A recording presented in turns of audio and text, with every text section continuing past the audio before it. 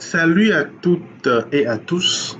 Aujourd'hui, nous allons répondre à la question suivante. Le christianisme est-il seulement pour les Occidentaux? L'humanité adore une multitude de divinités. Et chaque divinité, pour se faire connaître à l'homme, passe par un individu qui l'adore d'abord et avec le temps, le nombre de ses adeptes augmente. Ainsi, le Dieu, le créateur des ciels et de la terre, s'est montré, s'est révélé à Abraham. Puisqu'il a tout créé et vu l'architecture, vu la logique qu'il y a derrière sa création, il s'est dit que nous les hommes, nous allons chercher à le découvrir. Mais il s'est rendu compte que nous adorons d'autres dieux. Et sur la terre, personne ne connaissait le Dieu, le Créateur. Il a donc décidé de se révéler à nous et il s'est montré à Abraham. En ce temps, même dans la famille d'Abraham, ils avaient beaucoup d'autres dieux, d'autres divinités qu'ils adoraient. Abraham a dû tourner dos à toutes ces divinités pour accepter Dieu le Créateur, puisque c'est un Dieu jaloux. Quand tu l'adores, il n'aime pas que tu l'associes avec d'autres dieux. C'est un Dieu très jaloux. Abraham a donc tourné dos à tous ces autres dieux, tous ces multitudes de dieux qu'ils adoraient même dans sa famille pour pouvoir accueillir Dieu le Très-Haut et l'unique Créateur. Avec le temps, Abraham pensait qu'il était le seul, mais il a découvert qu'il y a un autre adorateur. Il s'agit de Melchisédek, le roi de Salem. Avec le temps, le Dieu d'Abraham, c'est devenu le Dieu d'Isaac, le Dieu de Jacob, le Dieu d'Israël, le Dieu des Juifs, le Dieu de l'Occident. Et après, on a commencé par l'adorer aussi en Afrique. Pourquoi Dieu a choisi l'Occident en premier? Pourquoi pas l'Afrique d'abord? Pourquoi Dieu a choisi l'Occident en premier? Notre Dieu, c'est un Dieu qui travaille de génération en génération. Le Créateur est un Dieu qui travaille d'éternité en éternité. Il ne fait donc pas ses plans pour une seule génération, mais il fait les plans pour plusieurs générations. C'est un Dieu qui connaît le passé, le présent et le futur. Alors, il sait très bien que les sous-sols africains regorgent beaucoup de ressources minières et à un moment donné de l'évolution humaine, les Occidentaux en auront besoin. Et il sait très bien que les Africains n'ont pas d'écriture. La seule méthode qu'ils utilisaient pour transmettre des informations de génération en génération était la bouche à l'oreille. Et nous savons que cette méthode a montré ses limites, puisque l'information se déforme au cours du temps. L'information se déforme complètement avec le temps. Il sait également que les Occidentaux avaient déjà l'écriture. Et comme nous le savons tous, les paroles s'envolent, mais l'écrit reste.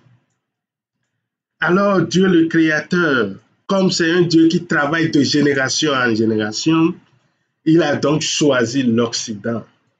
Ceux-là qui ont déjà d'écriture pour que toute l'histoire soit écrite, pour éviter que ça se déforme. Même de nos jours, les gens ont... Il y a une multitude de tentatives pour pouvoir modifier la Bible, mais toutes ont échoué. Et même si c'est modifié, il y a les textes originaux. Il y a les textes originaux qui sont toujours là, dont on peut toujours prendre pour confronter les traditions. Alors, notre Dieu n'est pas seulement le Dieu des Occidents, mais c'est le Dieu des Africains, c'est le Dieu de toute la terre, c'est le créateur des ciels et de la terre.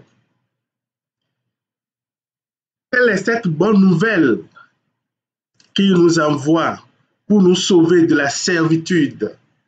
Puisqu'il a découvert, quand il a croisé les bras et il regardait, il a compris que personne n'a trouvé le bon chemin qui mène à lui. Il a compris que nous cherchons, quand nous avons découvert tout ce qu'il y a, la création, tout était magnifique. Nous avons cherché à comprendre.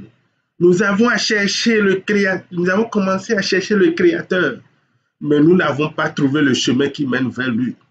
On a trouvé d'autres dieux et on court à gauche et à droite. Quand on entend parler de tel Dieu, on vient, on prend et on s'ajoute. Il a eu pitié de nous. Et en Jean 3, dans Jean 3, verset 16, on nous dit, nous allons lire, car Dieu a tant aimé le monde qu'il a donné son Fils unique afin que quiconque croit en lui ne périsse point, mais qu'il ait la vie éternelle. Il nous a donc envoyé le chemin. Il a donc envoyé son Fils pour pouvoir nous sauver. Dans Ésaïe, je crois, 53, verset 4, on nous dit, cependant, ce sont nos souffrances qu'il a portées. C'est de nos douleurs qu'il s'est chargé et nous l'avons considéré comme puni. Frappé de Dieu et humilié, mais il était blessé pour nos péchés. Brisé pour nos iniquités, le châtiment qui nous donne la paix est tombé sur lui. Et c'est par ses maîtrissures que nous sommes guéris.